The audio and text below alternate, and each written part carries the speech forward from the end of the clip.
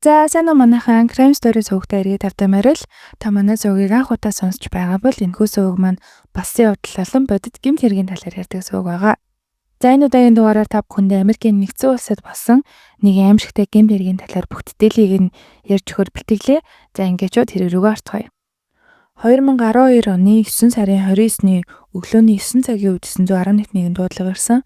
За энэхүү дуудлага нь бол George T.F. гэх нэртэй эрэгтэйгээс байсан. За тухайн эрэгтэй бол дуудлаганда бүр сандраад ингээд ярьж чадахгүй чүвээ ярьж байгаа. Тэгээд манай эхнэр гэртээ газар твтчихсэн, цуснд будагдчихсан байхад нь би оллоо. Тэгээд эхнэр маань хөдлөхгүй хүчгсэн болтой гэд диспатчерт хэлдэг.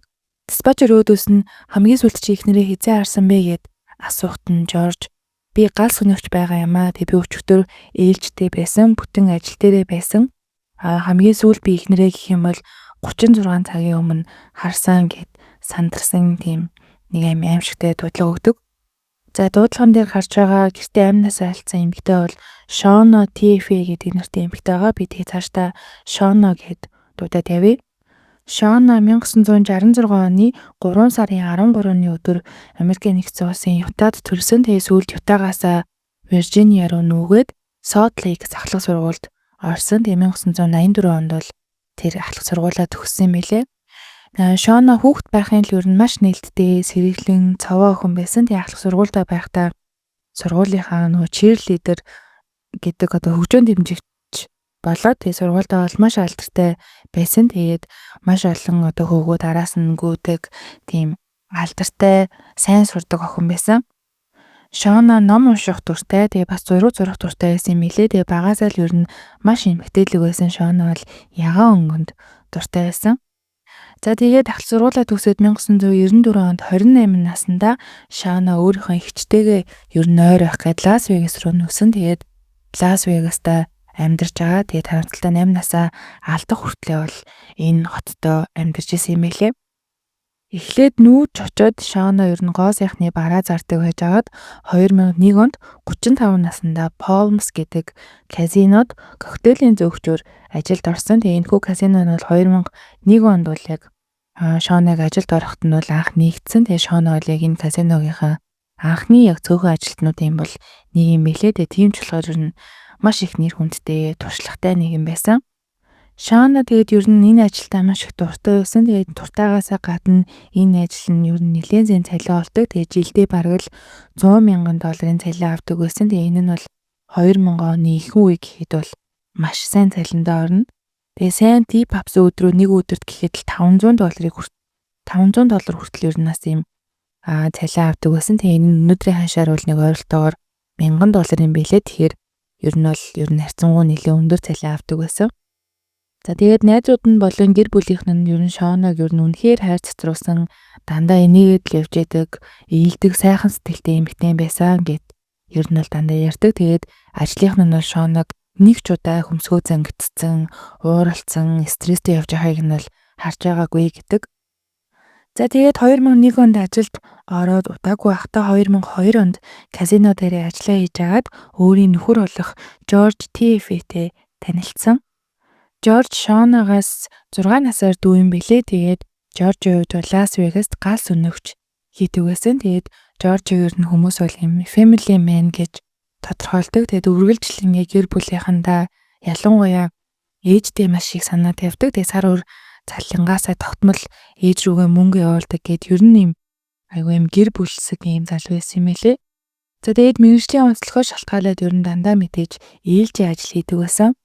Тэгээд хамгийн анх Шоног ажил дээрээ инээд цацруулаад ажиллаа хийж ахт нь хараад анхны арц цадуурлаад тэр цагаас хойш уйггүй араас нь гүйсээр хагаад найз бүсгүйгээ болгож чадсан байдаг. Тэгээд Жоржийн хувьд бол маш зөөлөн, дүлгөөхөн, халамжтай, царайлаг залуу байсан учраас Шоно ч гэсэн ер нь бол найз залуугаа болохыг зөвшөөрөөд тэр хоёр бол төд хөдөлгөө үерхэж эхэлсэн.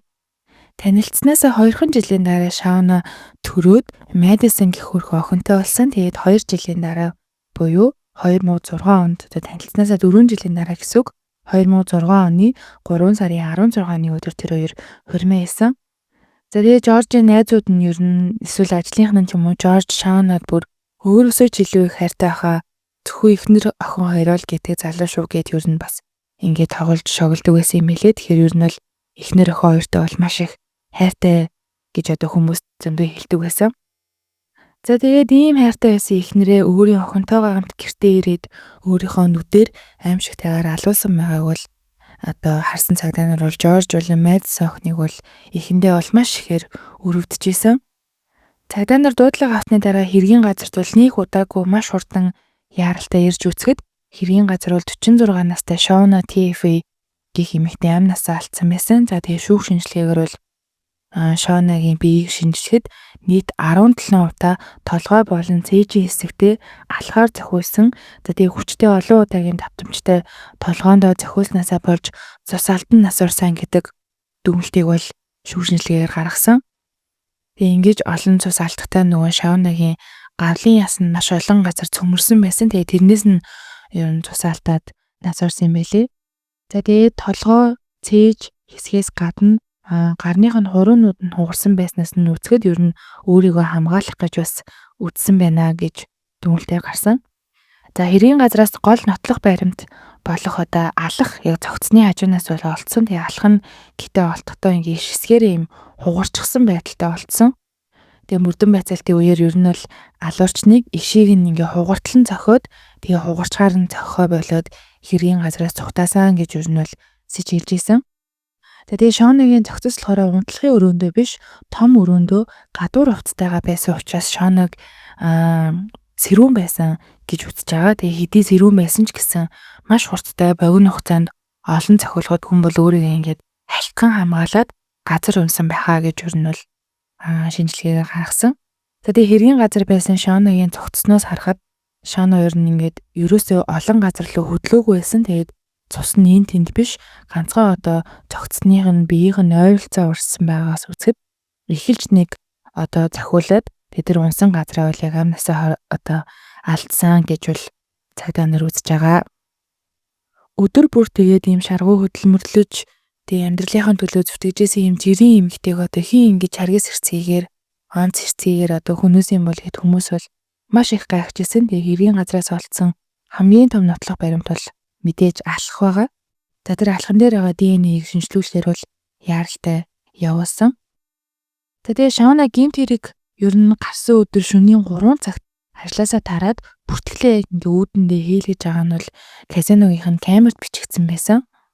Тэгээд харамсалтай нь яг тэр камерт бичигдсэн байгаа нь Шонагийн бол хамгийн сүүлд амьд харагдаж байгаа бичлэг нь байсан. За тэгээ ажлаасаа гараад 30-аад минут машинаараа гэрлүүгээ явсан нь машиныхын GPS-ээр бас нотлогдсон. Тэгээ өглөө нөхөр нь 9 цагийн үед одоо амнасаа алдсан байгаагаар байснаар олсон гэхээр ер нь шөнийн 3 цаг 30 минутаас өглөөний 9 цаг хүртэл ер нь юу хийснийг цагдаа нар ойлгох шаардлагатай болсон.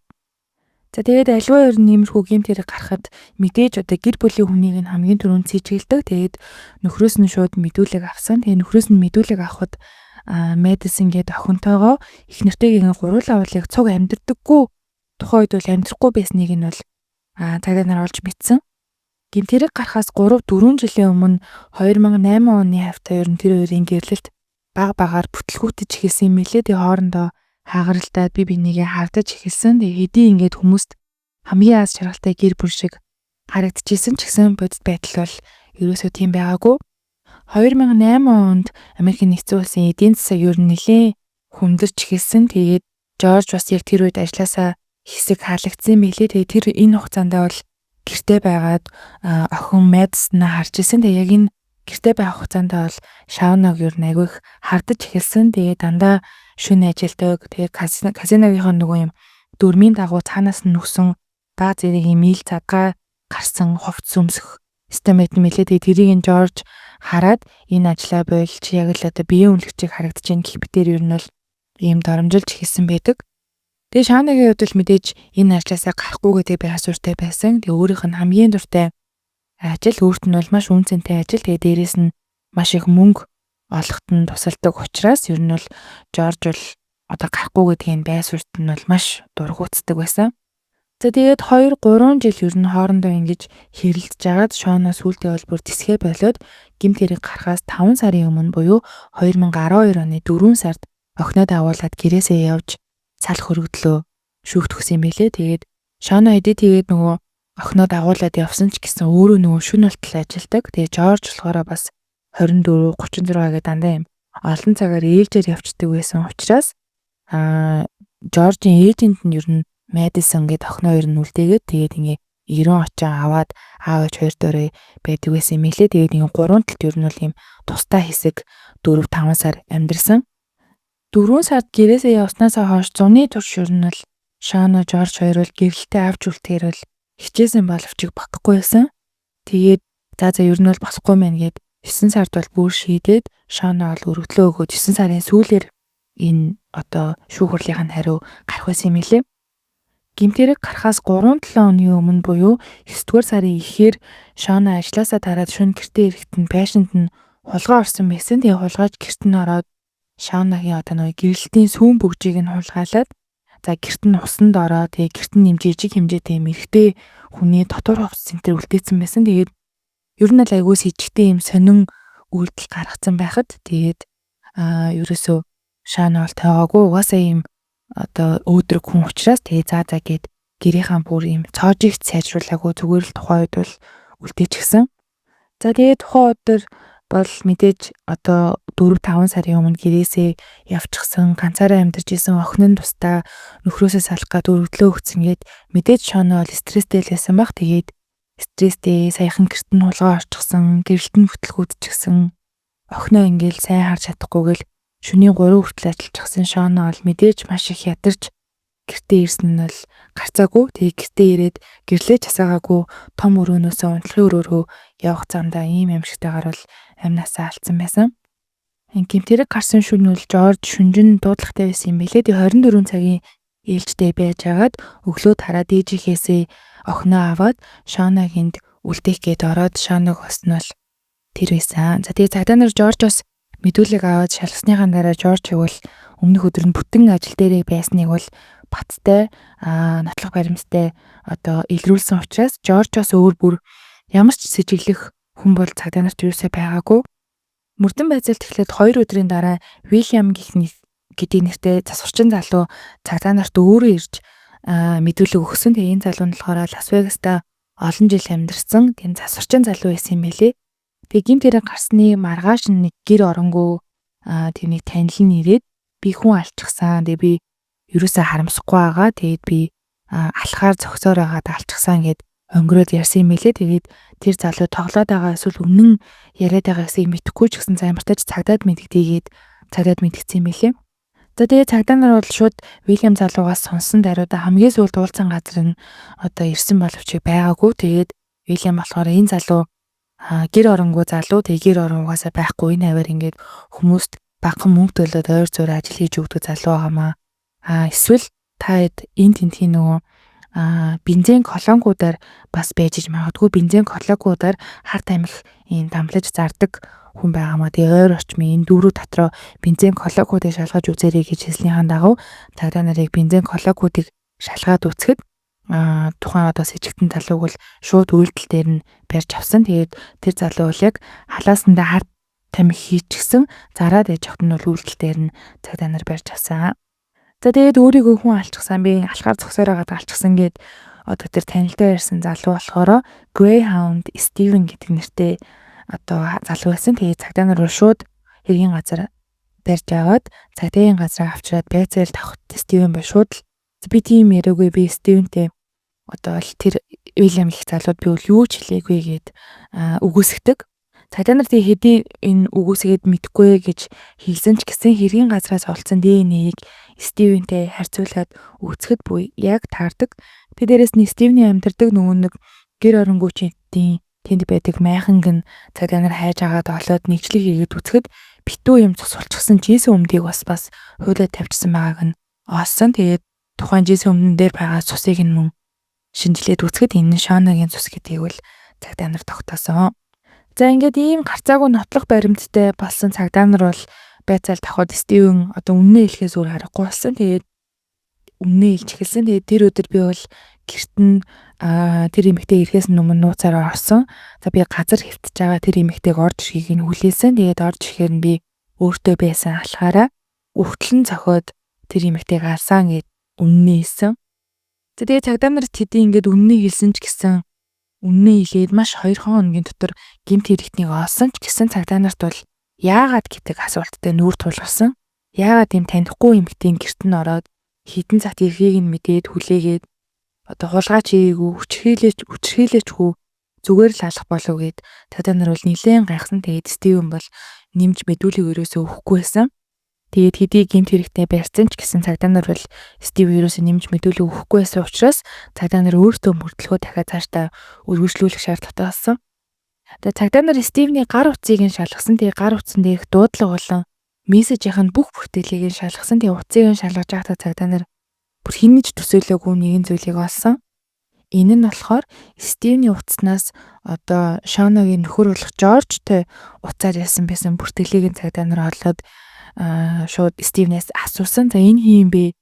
Чи яаж танд юм бэ гэхэд нь бол Стивен бол миний найз ахмаа газ өнөгч хийдэг. Тэгээ хаяа надад багахан мөнгө өгөөд гэрийнхээ ойр зур юм хийгээд юм а гэд цагдаа нарт мэдүүлэг өгсөн. Тэгээ цагдаа нар таашаа илүү ингээл авшруулаад шалгаад үтсэн чинь Жорж болон Стивен нар хоорондоо гэмт хэрэг гарахаас өмнө 1 сарын хугацаанд нийт 87 удаа бие биенээ рүүгээ залгасан байгааг мөн илрүүлсэн. Тэгээд энэ дуудлагын бас мессежний тооноос нь харахад ер нь зүгээр нэг ингийн найзууд биш сүүлийн 1 сарын хугацаанд энэ хоёрт ярих зүйл маш их байсныг нь бол цагдаа нар харж байгаа. За тэгээд ийм олон нотлох баримттай болсон цагдаа нар шууд Стивнээс бол мэдүүлэг авч эхэлсэн. За тийм мэдүүлэгтэй бол Стивен за Жорж намайг одоо гэр оронгүй учраас чи баригдахгүй асуудалгүй хэрвээ эхнэрийг минь алчих юм бол би чамд $600 өгье. Тэгээ цаашдаа ч гэсэн мөнгө өгч явах болно гэж хэлээд тохиролцсон байсан юм бэлээ. Тэгээ харамсалтай нь Жорж өөрийнхөө эхнэрийг тэгээ энэ гэр оронгүй залуугаар бол алуулахаар хөссөн байсан нь бол ил болсон. Тэгээд нөгөө гэмт хэрэг гарахаас өмнө 3-7 хоногийн өмнө Шоногийн пашинд холгоо орсон байсан ч гэсэн Стивен болж таарсан. Тэгээд Жорж Стивенд түлхүүрийг нь өгөөд тэгээ гэрийнх нь ер нь байшил зэргийг нь судал. За тэгээд ер нь одоо байшингийн хаагуур нь Шоно орж ирд юм байна. Хаана машина тавьт юм байна. Аль өрөөндөө төрүүлж ороод гэрлээ асааж гинүү яаж хийж гин гэд ер нь 10 хоногийн турш тэр хоёр ер нь судалсан юм билээ. Тэгээ гэмт хэрэг гарахаас өмнө Стивен бол Шоногийн гэрт 3-4 удаа нэвтэрчсэн. За үүнээс гадна гэмт хэрэг гарахаас өмнө хэдэн 7 хоногийн өмнө Стивен Жорж хоёрыг дэлгүүрээс алах, хутаг, бейли зэргийг худалдаж авч байгааг бол цагдаа нар дэлгүүрийн CCTV-д бичигдсэн байгааг нь мөн бас олсон. Тэгээ дэлгүүр одоо гэмт хэргийн газраас олцсон байгаа нөгөө алхны доод хэсэгт болохоор тэр алхных нь компани тухайн алхаа ялгах юм код байсан юм билээ. Тэгээ тэр код нь одоо яг нөгөө гэмт хэрэг гарсан үеийн алхтай яг таарч исэн. За ингээд гэмт хэрэг гарснаас 9 өдрийн дараа 2012 оны 10 сарын 8-ны өдөр цагдаа нар Жоржийн гэрт нь очоод тэгээд олсон нотлох баримтуудаа хилээд сэжгэлж байгаагаа хайж эхэлж байгаагаа ихчт нь хэлсэн байдаг. Тэгээд шууд Жоржийг бол бариагүй. Тэгээд тухайд их чинь шууд тэр даруйдаа Жорж руу яриад тэгээд чамайг ийм шалтгаанаар цагдаа нар сэжгэлж байгаа юм байна. Тэгээд чи хаана байна? Одоо ирээд мэдүүлэг өгөөтгөө. Тэгээд уулзах хэрэгтэй байна Жорж гэд хэлэхдээ Жорж шууд уцаа тасалсан. Жорж уцаа таслаад тэгээд өөрийнхөө машинд суугаад 145 км хүртэл хурдтай бүр юм хурдны замаар яваад дахиад тэгээд дараа нь албаар ингээд юм өргөсөн байдаг. Тэгээд цагдаа нар энэ үйлдэлийг нь бол ер нь бол өөрийгөө баригдчихлаа гэж үзээд амиа орлох хүртэл ясан гэж дүгнж байгаа. Тэгээд Жорж хэдий өгөхийг хүссэн ч гэсэн бүсээ зүйцээ явж исэн учраас нэг хүнд гэмтэйгөө амьд үлдэж чадсан. За ингээд Жорж хэсэг хугацаанд имплэг твтэж имжлүүлж байгаа. За тэрний дараа албан ёсоор сэжигтнэр бол Жоржийг бол татаад мэдүүлэг авсан. Тэгээд Жорж бол үнэн хэлсэн. За би салхаасаа айсан, охиноо харж чадахгүй байх уу гэж айсан. Тэгээд дээрэс нь бит хоёрын хэрвээ одоо шүүхийн шийдвэр гарах юм бол одоо миний бүх үл хөдлөхүүд бас Шоно дээр очих өндөр магадaltaй байсан. Тэ надад юу ч үлдэхгүй юм байна. Би охиноо харж чадахгүй юм байна. Тэгээ би дээрэс нь би түүнийг өөрөөсөө ч илүү их харилсан. Харин тэр намайг маш олон жилийн турш өвтгөж зовоосон. Тэгээ тийм учраас би бас охиноо бодоод охиндоо л маш их хайртай учраас ер нь ийм үйлдэл хийсэн. Тэгээ би хэм буруутайгаа бол хүлээж ийна гэж мэдүүлэгтээ хийсэн. За тэгээд ер нь ингээд нөгөө албан ёсны нэр гэр бүл байсан учраас Шоно хүчгэл юм бол ер нь бүх үйл хөдлөлгүүд нь өөр дээр нь очиод хууль ёсоор бас одоо нөгөө салаагүй учраас амь насны даатгалууд нь очино. За тэгээд охиноо мэдээж өөр дээрээ аавна гэд иймэрхүү зүйлүүдийн тулд бол Жорж бол эхнэрээ хөнөөсөө гэж мэдүүлэгтээ хэлсэн. За ингээд шүүх хурал эхлээд Стивен бол 2013 онд гин бурууга бүгдийг нь хүлээсэн. Тэгээд прокурор талтай бол надад цаазын аль битгий өгөөч би харин бүх гин бурууга хүлээе гэд тохиролцсон. Тэгээд Стивен бол 42 жилийн дараа давж заалдах боломжтой бүх насаар нь хорих ялыг өгсөн. Тэгэхээр энэ нь ер нь юу гэсэн үг вэ гэхээр 42 жил бол хамгийн багадаа шоронцоо. Тэгээд тэрний дараа бол давж заалдах дөнгөж боломжтой болно гэсэн шийдвэр гарсан. Тэгээд энэ нь бол ер нь бүх насаараа хоригдох ялаас бол ямарч ялгаагүй юм бэлээ. За харин Жоржийн шүүх хурлын хувьд болохоор 2015 оны 9 сарын 3-ны өдөр эхлээд гин буруутайгаа бол хүлээн зөвшөөрснөөр 2015 оны 12 сарын 1-ний өдөр 1-р зэргийн хүн амны хэрэгээр бүх насаар нь хорих ялыг бол Жоржид өгсөн хөө. За яллах дүгнэлтийг гаргахдаа прокурор талаас бас Жорж охинтойгоо уулзахгүй гэж айсандаа эхнэрээ хөнөөсөн гэж юу н мэдүүлэгтээ хэлсэн. Гисэн хэдий ч Жорж бол гэмт хэргийн газар охиноо дагуулж очсон нь 8 настай охинд бол хизээж мартагдахгүй хар толб дурсамж болно. Энэ үйлдэлээс нь харахад түүнийг бол охиноо бодож охиндоо сайн аав гэдэг одоо тодорхойлоход бол боломжгүй. Гэмт хэргийг 100% өршөө авалт уур хилэн мөнгнөөс болж үлдсэн гэж дүгнж гинэ гэж хэлсэн. За тэгээд 2015 онд бүх насаар нь хорих ял авсны дараа 2017 онд бүр юм 100 хуудас гараараа бичсэн дахиг шүүх рүү явуулаад тэгээд давж заалдах хүсэлт гаргасан боловч шүүхээс бол татгалзсан. За одоо хүртэл ер нь л Жорж Стиви хоёр хоёулаа амьд шорондоо ялаа идлээ гэж байгаа юм билээ. Тэгээд гэмт хэрэг гарах үед 8 настай байсан охин нь 2023 онд ахлах сургуулаа төгссөн. Тэгээд гэмт хэрэг гарснаас хойш имээтэйгээл цуг амьдарч байгаа юм билээ. Тэгээд нэг ийм аимшигтай, харамсалтай гэмт хэргийн талаар ярьлаа. Тэгээд та хэд манаас ер нь энэ гэмт хэргийн талаар ямар байр суурьтай байна? Үзэл бодлоо комент хэсэгт бүгдээрээ бичээрэй. Тэгээд дараагийн дугаар маань утгагүй орох учраас subscribe дарахаа бас битгий мартаарай манайхаа. За тэгээд баяртай.